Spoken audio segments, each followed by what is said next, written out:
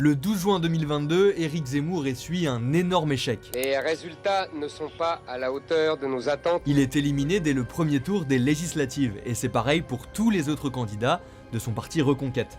Tout ça 2 mois après avoir échoué au premier tour de la présidentielle. Je n'ai pas su convaincre assez de nos compatriotes. Pourtant, quelques mois auparavant, tout semblait sourire à Éric Zemmour.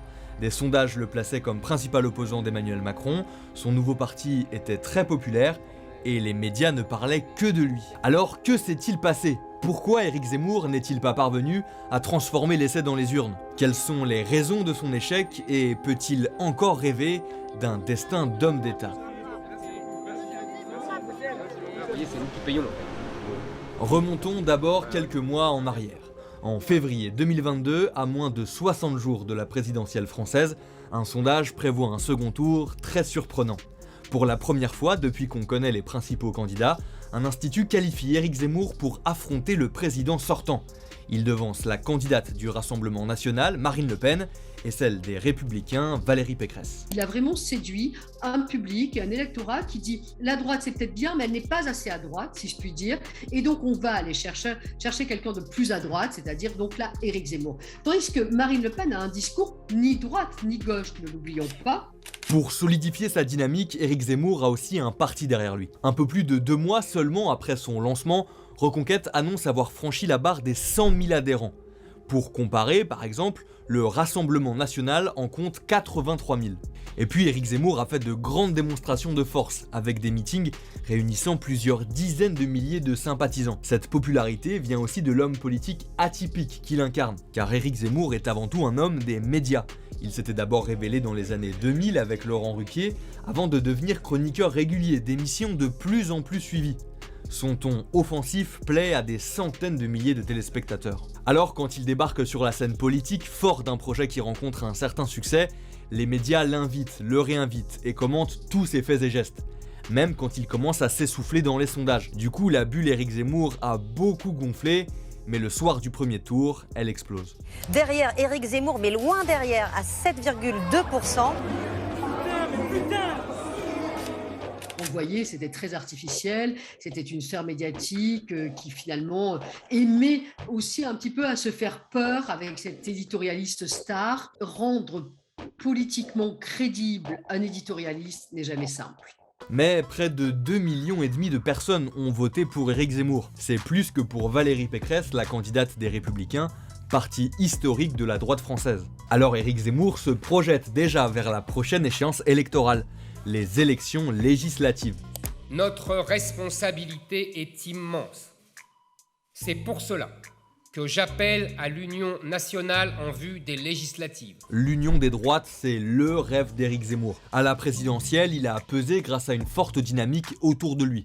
Mais ça n'a pas suffi. Ensemble, les droites pourraient rassembler beaucoup d'électeurs. Sauf que c'est pas si facile. D'abord car en politique, il y a toujours des guerres d'ego. Et quand Éric Zemmour a plaidé pour une union des droites, il s'est un peu placé comme le représentant en chef. Donc il n'a pas réussi à attirer vers lui l'extrême droite du Rassemblement national, ni même la droite plus traditionnelle des Républicains. Elles sont tellement irréconciliables d'une part, et en plus il y a toujours quand même ce tabou, cette digue de l'extrême droite qui fait que on ne peut pas faire une NUPES de droite, vous voyez. Finalement, chaque parti a présenté son propre candidat lors de ces législatives. Pour Reconquête, ils étaient 551 dans 577 circonscriptions. Mais le soir du premier tour, aucun d'entre eux n'est qualifié, c'est la douche froide. Union impossible égale défaite assurée. C'est un peu le message qu'a reçu Reconquête avec ses élections législatives. Mais ce qui est plus surprenant, c'est la défaite également des cadors du parti. Alors qu'Éric Zemmour, par exemple, avait pris soin de choisir une circonscription acquise à ses idées. Le département du Var, dans le sud de la France, là où il avait fait plus de 22% à la présidentielle. En revanche, la circonscription est compliquée. C'est peut-être ça qu'il a sous-estimé, c'est-à-dire qu'il a une circonscription plutôt bourgeoise de droite qu'il peut tout à fait aimer Reconquête de Zemmour au sud de la circonscription, mais quand vous montez comme ça, c'est une circonscription très très étroite, comme ça, quand vous montez dans le nord de la circonscription, là ce sont des bastions typiquement depuis longtemps assez ancrés au Front National et au Rassemblement National et qui sont plus pauvres si vous voulez. Lors de ces élections législatives, le parti de Marine Le Pen a fait une percée historique. Par rapport aux dernières élections de 2017, le parti a rassemblé plus d'1 million de voix supplémentaires. Jamais sur ces 40 dernières années, le Rassemblement national n'avait été présent dans autant de second tours aux législatives. Le Rassemblement national commence à s'implanter dans les territoires, commence à devenir un parti au plan local qui pèse. On a vu, ils ont réglé leur compte à Reconquête de Zemmour absolument partout. C'est eux qui représentent véritablement la droite de la droite. Alors voilà, en 2 mois, Éric Zemmour a été éliminé 2 fois lors de ses premiers tours, à la présidentielle et aux législatives. Son projet politique semblait populaire et il était habile pour faire sa publicité dans les médias.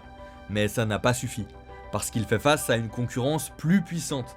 À l'extrême droite, le Rassemblement national poursuit sa progression, et à la droite plus traditionnelle, les Républicains ont encore une bonne assise territoriale. Alors la place que peut prendre Éric Zemmour sur l'échiquier politique existe, mais elle est très étroite, peut-être un peu trop étroite, en tout cas pour l'instant. Merci beaucoup d'avoir regardé cette vidéo, j'espère qu'elle vous a plu. Moi je serais très intéressé de connaître votre avis. Quel destin imaginez-vous à Éric Zemmour en politique? Vous pouvez nous le dire en commentaire et vous pouvez aussi vous abonner à notre chaîne pour ne rater aucune de nos prochaines vidéos.